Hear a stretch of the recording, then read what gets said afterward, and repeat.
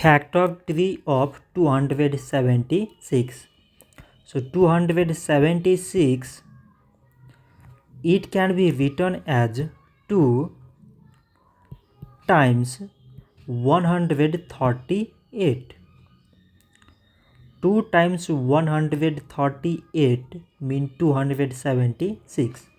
So 138, it can be written as 2 times 69. 2 times 69 mean 138.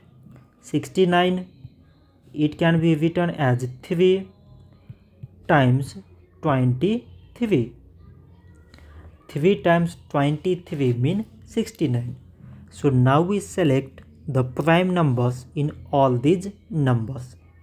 So prime numbers are 2, 2, 2 and 23.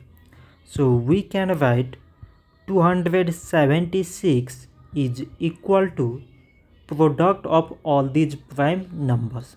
So prime numbers are 2 times 2 like as 3 and at last 23. So this much for today and thanks for watching.